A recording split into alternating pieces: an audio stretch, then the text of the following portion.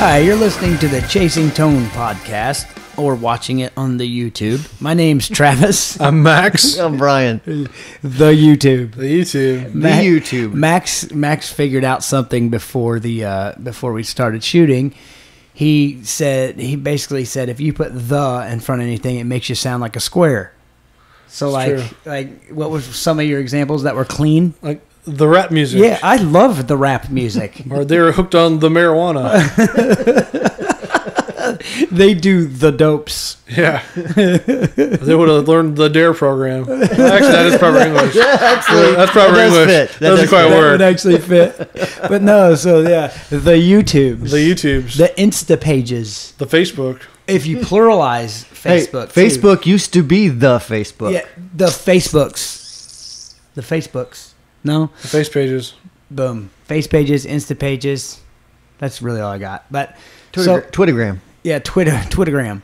So you guys should try that. And hopefully at your jobs when talking to your superiors. That'd be the best. That'd be the best. Send us an email at podcast after you get fired. Yeah, On the emails. Yeah, podcast at wamplerpedals.com. Speaking of which, let's go ahead and get this one out of the way. Sure.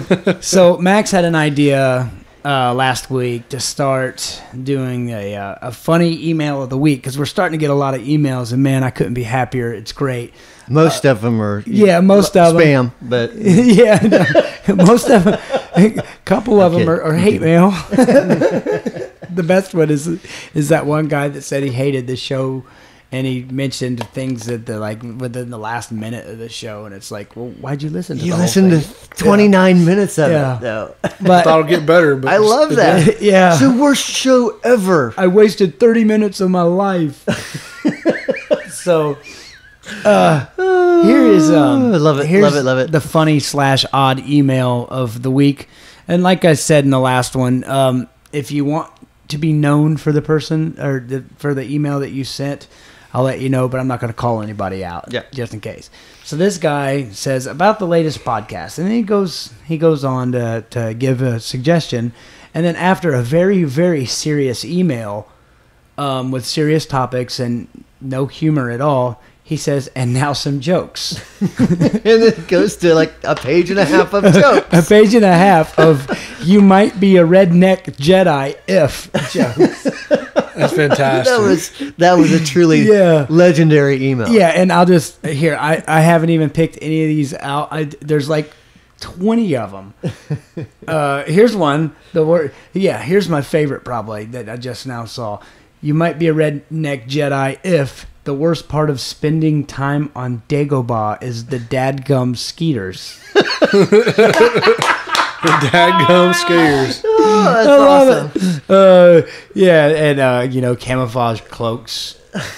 If you've ever heard the phrase "May the Force be with y'all," look, Brian's getting. I'm gonna forward these to you because you're just. Yeah, I was reading through some of that. I was cracking up. Man. So thank you very much for sending that email. And for our southern listeners, this is not a slam on you. Not at all. They don't get it. They're like, I don't see the joke there. I don't see the humor. Dadgum, y'all. I don't see the problem nor the humor.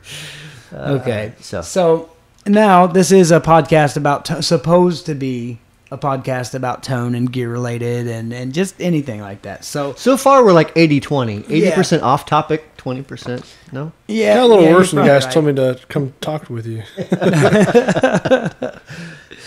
Okay, so things this guy emailed in and actually brought this up, and I'd never really thought about it because I guess I'm just too close to the situation.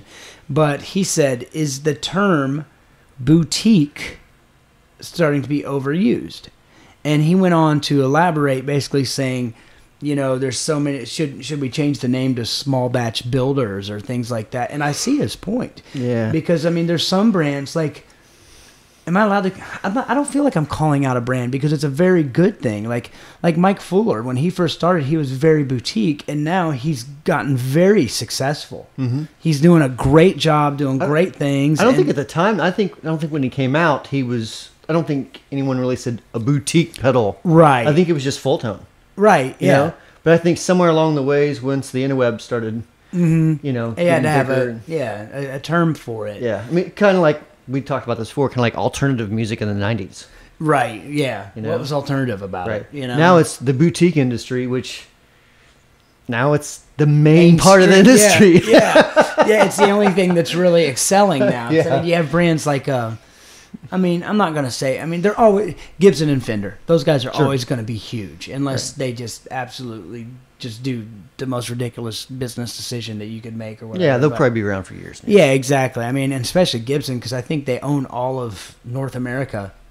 You know, Probably. I mean, not just music. I mean, I think they buy states. But no, seriously, if you go to the Gibson family of brands or whatever, you know, hey, it's a matter of time before they say, "Hey, Brian, we want to buy Wampler pedals. Do you make guitars?" I would say if you put the right number of zeros in that offer, then Can you tack on an extra one on the far left for me?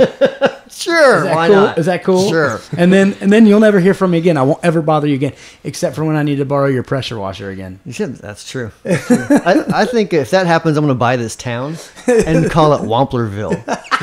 You know? There's a hill. And every road's going to be named like after a capacitor. Be like, well, that's 1K. Or that's a resistor. So that's 1K. That's 1KR. That's 1KM. That's 1KO. That's the 2.2 microfarad electrolytic road. Yeah. So you go down left. You take 47K, and then you're gonna turn left on 0.47K, and then make a right on 4.7K. You're there. Just right before Can't miss it. the Rheostat Road right there. Everybody, no cars, only golf carts and four-wheeler. Dude, I'd rock a golf cart to work. That'd be awesome. Can we come in a little late? Because it'd take longer. Well, of course, if you're in Wamplerville, you're always 15 minutes late. So Yeah, 15. 15. Times 5. You know, my favorite is anytime we go to a show, like when we were going to NAMM, you're like, all right, we got to be out of here no later than 1. And I'm like, okay, cool. And I'm like, well, it's going to take some time to load up the trail. You know what? I'll just come out at 9. And you're like, okay, cool. You know, I'll meet you out there to load. 4 o'clock rolls around, and you're just now coming out. Sorry, I was on business meetings all day. You ready for a beer? I'm like, but you're drunk. It was really good business. Yeah, it's only half true. No, that's the slight exaggeration. Yeah. Just buzzing. I wasn't drunk. But I ate a whole pizza. But you know, so we're so far off track, but I love it. You know that there's always going to be the huge brands, I think. But that being said, I don't know if I say this because I'm in the industry, but I honestly saw this before I started working here. I honestly think that, you know, with all modern technology, that the big builders and companies are getting smaller and the smaller companies are getting bigger. Absolutely, man. If they're doing it correctly, the smaller businesses, that is. Yeah, I mean, it's technically it's a long tail effect. So Yeah, of course. So there's a ton of smaller builders that are getting bigger, and not that everyone's going to go up to 5,000 units a month or whatever pedals a month, but if you're at 5,000 or 10,000 pedals a month, which is a pretty good size. That's a huge difference right there. Yeah. I mean, you're struggling to maintain that, so the markets are just kind of leveling out to kind of a middle ground there. So yeah. So, but the thing, back to the word boutique, and like you said, that's a good point. When Mike Fuller first started out, and I'm using him as an example. I guess I could use Robert Keeley or Mike Piara and all those guys, right? I mean, and Brian Wampler. Yeah. Brian who? Yeah, I mean, I don't know like all the numbers of the different builders, So, right. And I'm not really talking numbers. I'm talking about the public perception, the customer perception. And I know it's hard for you to see because it is. I'm kind of isolated from it. Right, of course. So and I kind of Max and I both are now, Sure, yeah. but I've only been in this industry. I've been working 2 years, maybe just under 2 Something years. like that, yeah. So, I've really, and once you come into this industry, you have to hit the ground running. So you're playing catch up as soon as you get in. So I feel like it's always changing. Yeah, Everything's exactly. always changing. And yeah, but to the outside customer, basically me, I always saw Full Tone, Wampler, Analog Man, And who else did I just mention? Keeley was yeah, and Keeley, yeah. So I always saw those as like the big four, but I always saw you more as like it's kind of like the John Mellencamp thing. Like we're in Indiana, we are literally half hour from John Mellencamp's house. Yeah. Mm-hmm. Okay, Yep. So growing up here, I just thought Mellencamp was big around here. Right. I had no idea how big he was until I lived in Florida. For Yeah, a while. it's still odd for me to like be in California at a show or something, and I hear a song in a Mellencamp song in a restaurant or whatever. Exactly. So it's kind of like John that Mellencamp. same thing for me. So when I lived, 45 minutes from you or whatever, half hour from you. Mm-hmm. So I just kind of saw you as like the local guy that's doing really, really well. Right, and You know? I generally still, I still kind of look at myself that way. Right, and You that's know? great. But I mean, I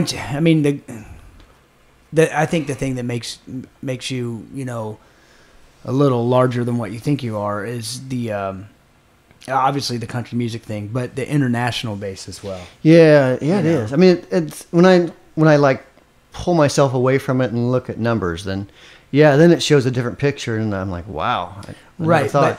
and keep in mind, sorry to keep busting your stones on this, but I'm talking numbers aside, because that's the stuff that the customer doesn't see, and number two probably doesn't really care Right. about. Oh, I totally agree. But at the same time, apparently they do kind of care about those numbers, because I think that is what leads to somebody keeping boutique status. And you can't put a number on it. That's the thing. It's quantitative. Yeah. How do you qualify that? You can't quantify. So it's like, but I guess I don't know how to say it. I think maybe if there was going to be a restructure, instead of dropping the word boutique, I don't think you drop it. I think you categorize it. I think you call high end. Maybe, because I consider we may not be quote unquote boutique, because I think of, and I don't mean any offense by this at all, and it's going to come off bad, but please understand I don't mean any offense. But the guy that's only selling 15 pedals a month working out of his garage, that's boutique. Yeah, that's boutique to me. Like, to me, I think of like clothing boutiques, like when you're in a town or whatever, and there's like a little clothing boutique there that you walk in. It's independently owned. They don't do a lot of business. They may not even ship. Right, exactly. Yeah. So to me, that's boutique. To me, the guy that's, and obviously I can't put a number on it, but I like to think of us and Full Tone, or Wampler and Full Tone, and Keeley and Analog Man, JHS, Earthquaker. I mean, the list goes on. As like high-end guitar effects. I agree. I think music stores and marketers in general tend to like to use terms. Right, of course. So, what you have is a bunch of large-scale, large-scale retailers selling boutique pedals. You know what I mean? Right, and the thing... In reality, it's not really boutique. It's about as boutique as Soundgarden was alternative. Exactly. You know what I mean? They were just a rock and roll band. Yeah. You know what I mean? So... I think, and if you got... Soundgarden was a big band in the 90s. Don't get me started. Funny. Look, just go listen to your Blink 182 and we'll be fine. And shut up. Yeah. Let the record show I never liked Blink-182. Go back and listen to your Miley Cyrus. It's fine. But, so I think if there was going to be a restructure there, I think, the bigger brands, and I don't know what other companies sell, and it's not any of my business. I don't know the numbers, I'm kind of aware of our numbers a bit, but I would like to think that the ones that are frequently pop up on the forums are probably going to be. I look at them more as a high-end manufacturer. Basically, if you can afford to go to NAMM shows, you're probably a high-end manufacturer. Well, and there's not always. I know. When I was first starting out, I financed my NAMM on a credit card.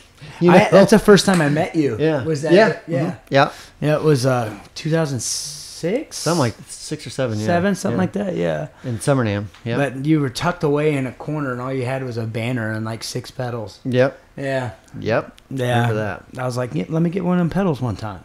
Come on. No, actually, no, not really. Because I remember I was like, man, what attracted me over there was there's this beautiful guitar, and I got up to it and I played it, and it was the worst playing guitar I'd ever played in my life. And then your booth was right next to it, and I was like, I know you. I've met you in Guitar Center. You know, I asked you to build me an Octafuzz, and you said no. because I said I hated fuzz. I hate it. Leave me alone. No, I'm teasing. Yeah. So I don't know. I mean, like, I'm trying to think of some, like, for instance, let's go guitars. Like, I consider like Don Grosh guitars. I consider those boutique. Dude, you know, yeah. he's doing well. Or You know, Charles or Whitfield's. yeah, Charles Whitfield. You know, I mean, I guess me personally, like, guitars are kind of weird because you have guys who are actually making guitars, and then you have guys who are buying parts and assembling guitars. yes, So, and I guess, but really, I guess you have that in the pedal industry. You have a lot of the boutique guys are buying populated circuit boards coming from another country. and sometimes yes and sometimes no. Okay. I mean, there's several different manufacturers that do nothing but build pedals for Right. a lot of boutique builders.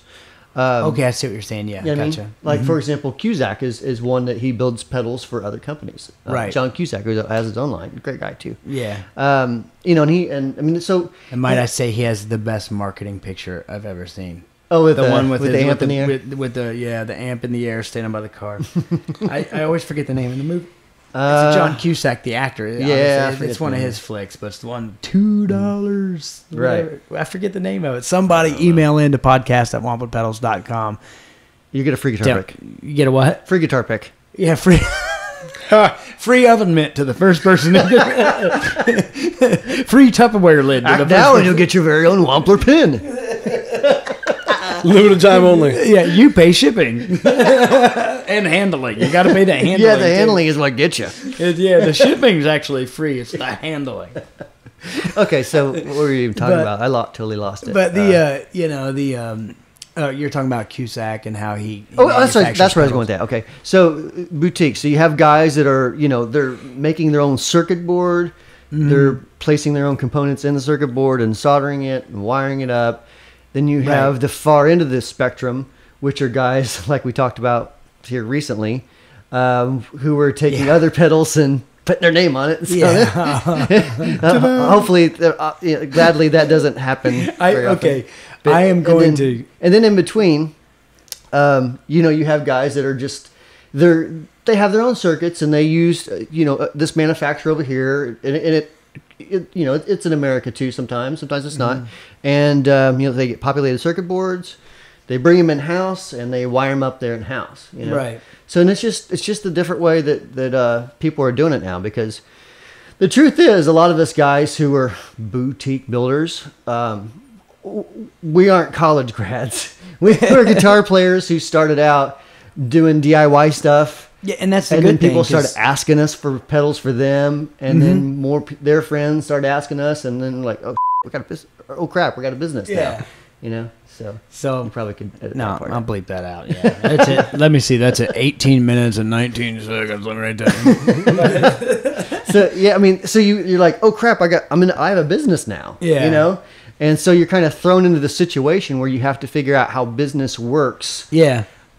without any formal education or knowledge of it necessarily. Yeah. So and I think that's probably a big reason why a lot of us pedal guys just kind of stick together and are always calling each other and like, dude, what this? Right. What did you do here? Whatever you were. And I know in this you're a situation. little embarrassed by that little slip there, but to me, I don't think so. It just shows that you're still passionate about it. You know what I mean?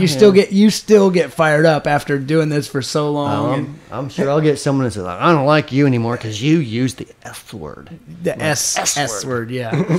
But yeah, I'll bleep it. But the magic of editing. We're on a 3-second delay here. Sure. What kind of chip is that? I need to find one of those chips. But 3-second delay. yeah, 3-second delay. Is it tap tempo on that? I want to talk about tap tempo real quick. Let's No, do it. sorry. You're at the right place. No, this is going to be a really quick conversation. We were having if I remember, where were we? Were we in Nashville? I think Max was actually there too. It was you, Dean, myself, and John Cusack, I believe. in the like little breakfast area of a hotel, and we were talking about that was Nashville. Yeah, Amp Expo. Yeah, we were talking about Tap Tempo, and I love John, man, because he takes things to that next level. Oh yeah, he's like so bright and that you're like, meticulous. Yeah. all right, John, dumb it down for me, please. Yeah, and You're real smart. I mean that with a ton of respect. The guy. Oh yeah, so bright. that's a good thing. I mean, he's just a bright dude. But what I thought was cool was this is a tap tempo tip. Ooh, tongue twister. Say that. Tap tempo tip. Tap tempo tip. That's easier to say than solder party. It is. Yeah, which or is struggle snuggle. No. yeah. That's what Brian. That's what Brian tries to call work. Is he calls it a solder party? He's like, come over, let's have a solder party. I thought you were still talking No, about not the struggle snuggle. I'm like, yeah, I don't. No, although he sent me this picture the other day. Oh, this is awesome. He sent me a picture. Maybe we could have Logan edit. Yeah, I'll send the edit picture. it. Yeah. So if you watch this on YouTube, hopefully we can get that. You've picture. got to see this picture, so you have to watch this on YouTube. But what he did is, I think he paused his television, and he snapped the picture of it, and it was two female MMA fighters in a very, very awkward opposite positions. Opposite positions, L7, if you will. Elsa. Yeah, I'll give you a second for that visual. L7. I got it. Yeah, you know the drawing out there. I'm talking to the listener just in case, because they hear the opposite. They were in an L7 position. And by the way, feel free to use that. Just give me a little credit for it. You can email it in a podcast. Technically, they were grappling, so they were wrestling if on the that's ground. what you call it. But the way that they were doing it, you know, I am actually you always make fun of me for grabbing my phone during these episodes, but it's too dang good, man. I have to find exactly what you said there. Let me see. Let me find it. Okay, you said, can I say that? yeah, you can't, because I was cracking up. Yeah, he says, women's MMA. Is this still a struggle snuggle or light porn? And I'm at a gig, right? I didn't get this text till 1:30 in the morning.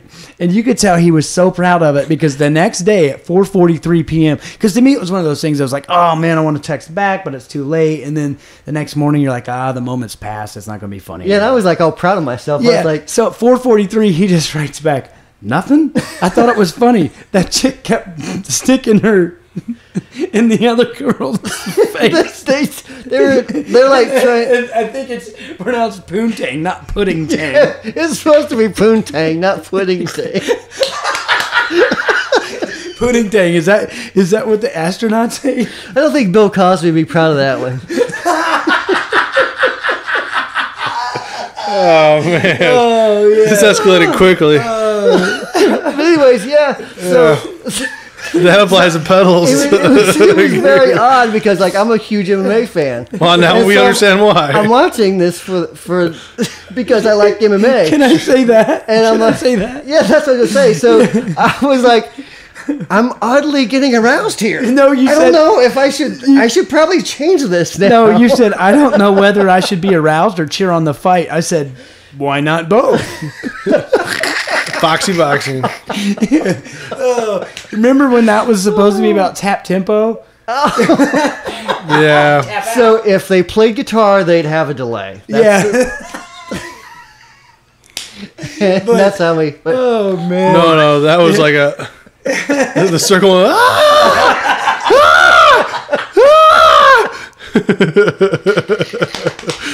That was the most noise Max has ever made. My mom is not going to be proud of this episode at all. Man, dude, your mom doesn't listen to these. I told my mom the show's She canceled. does, because he texted me. She's like, "Oh, you guys were so funny yesterday." Oh, that's awesome! I can't believe she listens to She these. loves them. She probably thinks I'm a nut now. She always did. Hey, we can smell our own. I still have, and Mom, I love you, but I have a picture. You were at my house on Thanksgiving last year. Yeah. My mom had one too many glasses of wine. And so family. I took a picture of her feeling good, right back on the couch, holding her wine glass up. And tilted. She was tilted. Oh, yeah. So so every time she calls me, that's the picture that comes up. So every time I answer, I'm like just cracking up. She's like, what are you laughing about? I'm like, Nothing. My favorite part of that day, Max, was obviously it's Thanksgiving. I wanted to watch football, and so'd your brother. You know, your brother wanted to watch football, and there was a Modern Family marathon going on. Modern Family's a show. I want to watch Modern Family. Yeah. So and she was like, this game's boring. Can we just watch the Modern Family? And she doesn't talk like that. Family. She doesn't talk like that. But anyway, she is a little tilted, right? Oh yeah, she was. So she had like a glass and a half, which is like a glass and a half over what she would normally have. Yeah. So like, actually about 3 glasses. but she had she kept saying Modern Family, and she was really into wanting to watch this show. So I was like, dude, your mom said Modern Family like 4 times. Oh, that's right. So we started keeping tally. You kept tally on your whiteboard in your kitchen. We started keeping tally every time. And then we started like trying to get her like, Mom, what is it you wanted to watch again? Modern Family. Modern Family. And of course, your mom's a very bright person. She's no dummy. She knew what we were doing. I mean, she caught on. I mean, I wouldn't even say she caught on because I think she just knew from the get-go. But she played along with it, which was so funny. Oh, it was hilarious. I remember how we had like 50 marks. It was great. And if she played guitar, she'd have a delay too. Yeah, with tap tempo. Probably with subdivisions. My brain's just checked out at this point. It's like, I'm getting out of here. So for those of you watching, you're probably like, why does Max have a blank look on his face? That was just my brain left just this very second. I literally put it on screensaver mode. I just watched the ball bounce.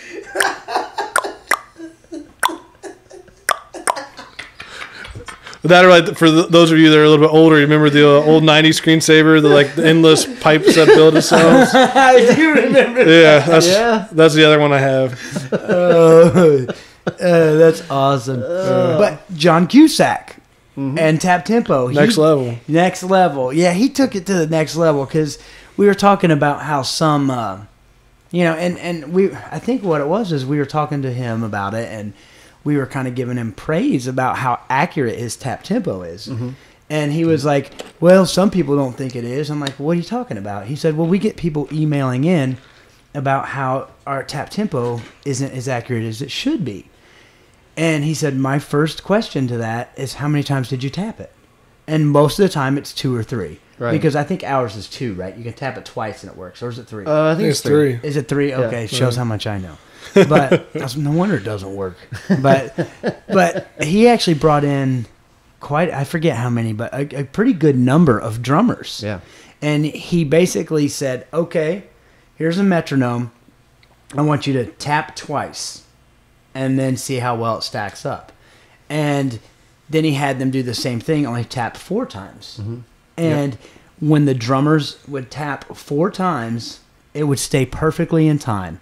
When they would tap 2, it would waver. Right. And basically, and I never thought about it to that extent because you're in such a hurry, you just tap 2 or 3 times. Right. And well, you know what? He told me the biggest nugget from that, which is your first tap is always completely off. Always. Yeah, I could totally see that. So he said, if you're tapping 2 or 3 times, it's probably not going to be accurate. Right. And the thing is like, and he wasn't like defensive about it. He was just because that's John. He's just matter of fact. And he's like that's what the numbers say, Yeah, exactly. So. He's like, I'm not just making this up. I'm not just telling you my tap tempo is accurate. I'm giving you proof here. So try that, guys. If you guys ever doubt your tap tempo or anything like that, or next time you're playing, just hit it 4 times. I guarantee it's gonna stay more true.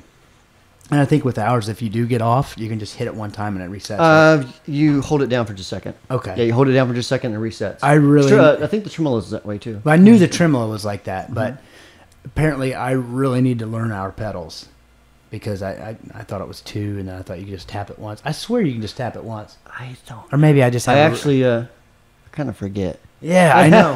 Because I'd have to test that part of it. Don't worry about asking the customer service guy. That's all right. Oh, yeah. Hey, customer service guy. You got to tap it 3 times. You got to tap it 3 times. Yeah. Then do you have to hold it down, or do you just hit it once? You can hold it down or hit it once. Either one works. Okay. Really? Mm-hmm. I learned something about my own pedals today. Boom. Boom. You're welcome, though. I appreciate you guys asking me first. I thought you checked out, bro. I did for a while. You had the snakes and the pipes and the balls. Oh, yeah, I'm back now. Okay, you're back now? Okay, so I moved your mouse? Yeah, for those watching at home, just rewind. And you'll see the blank face, and then I'm engaged. You are engaged, and you're getting married. Yeah. Oh, the 25th. Wordplay. Uh-huh. Me and my wife are gonna buy something nice, like some cutting boards or something. I was thinking like the year 2012 of MMA fights or something like that. Or? I was trying to convince Charles about a guitar. You know what I He do? said no. I know what I'm gonna get you. If you said Whitfield. I'm gonna get you Whitfield Stratocaster. I'm gonna get you one of the bath mats in the shape of a foot. I know what I'm going to get you. I'll give you the gift that got given to me by Travis, which is bungee cords. Travis gave me bungee cords for Christmas last year. Oh, hell yeah, I did. Dude, That's a gift that keeps on giving right there. And it's like, these were given to me. I'm passing them on to you. I told him it was a regift, man. It was a re-gift. And they're high quality. They're still in the package. They are. Dude, I don't see the I've been problem. saving them. So, Max, that's what you have to look forward to. Awesome. One of my best regifts was okay. So imagine what's the dude's name that ruined Clapton's music? Phil Collins. So imagine Phil Collins redoing like classic Motown hits with like synthesizers and terrible drum. Cocaine. Yeah. Lots of it. Yeah. So basically, I had this. Somebody gave me this like 3-disc collection of like all these great Motown hits because I love that music. And they were all like synthesized beats. And I mean, really though, it sounded like, and don't get me wrong, you guys make fun of me all you want, but I love me some Hall & Oates. But anyways, imagine those. Yeah, dude, break down that bass line. It's a groove, man. But anyway, imagine like those drum tracks all over these great Motown hits. So my buddy Larry, he was like, and he's an older guy. He was like, I don't know, 55 at the time or something like that. Brian's age now. Yeah, like your age. But and keep in mind, that's not older to me anymore now that I'm a little older. Now he's 51. But, yeah, exactly. But back then I was like 25, so of course that was old to me. But so he was telling me how he's got this. His wife is worked in the child support division for the state of Indiana. She's like number 2, like the person. Yeah. So he was like, man, I'm entertaining a bunch of lawyers and people like that for this dinner party, man, and I have no idea what to do because I'm really into rock music, you know. I don't know how to host. I was like, dude, everybody likes old Motown. It's true. So I gave him this 3-disc set, and he plays it for all the lawyers. He said 5 or 6 years after, he's like, they still make fun of me for that. Because it was like smooth jazz versions of all it. But no, so I am. That's awesome. I'm a very good regifter. I am a very so bath mat in the shape of a foot is probably coming to you, and then you can regift that to Craig. And definitely some bungee cords. His wedding's already passed. Well, no, it doesn't have to be for his wedding. It can be for Good Christmas. call. Yeah, his birthday's coming up. Yeah, or if you're good at saving things, first anniversary. That's true. I had to hold on to it for a long time, though. Yeah. I'd rather just have a Woodville. Remember the time I had a boutique guitar? Hey, you need to call him. Just call him. Plead your case. Say, what can you do for me? I got You know what we his phone should number. do? What? We should start selling advertising on this here podcast. And There you save go. up for Max to get a Whitfield GoFundMe. Stratocaster. There we go. There we go. We should somebody needs to start a crowdfund. GoFundMe. There you We go. should crowdfund Max a Stratocaster from Charles Whitfield. Yeah. do A that. GoFundMe. Who wants to start it? I can't start it for myself. It looks bad.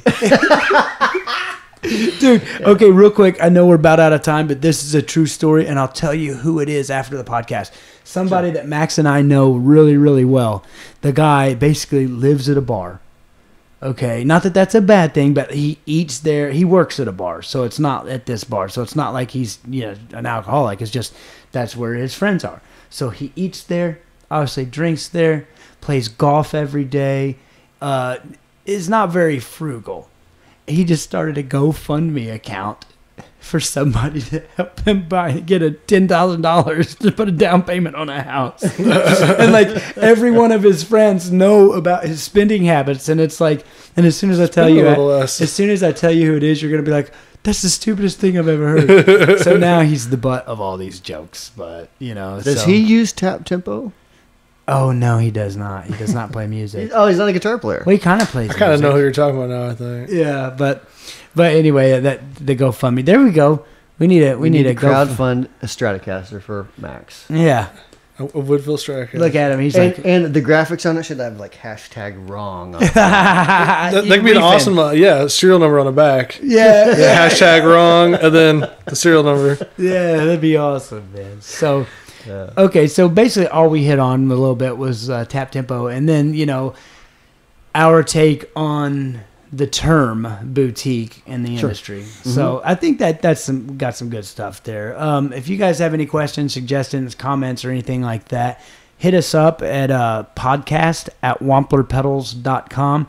Also check out the Instagram and the Facebook page, facebook.com/chasingtonepodcast, and the Instagram handle Chasing Tone Podcast. I think our first picture is I stopped and got some hash browns on the way to work today and took a picture of them. That's awesome. Yeah, just hash brown. And we put podcasts every Monday, right? Yeah, every Monday. Monday. Yeah, and also you can check them out on Wampler Pedals site. I don't know where you're listening to this from, but just about anywhere, really. Stitcher, iTunes, all that stuff. Yeah, if you just, if you're a member of the newsletter, then I'll send you an email every week. But wamplerpedals.com/podcast. YouTube, search for Chasing Tone Podcast. Yeah. Google it. Google it, monkey. What do you call Google? Oh, the Oracle. The Oracle. Anytime I have a question, he always pulls out his phone and shows it to me and says, consult the Oracle. It knows all. All right, guys. Thank you so much for listening. Until next week.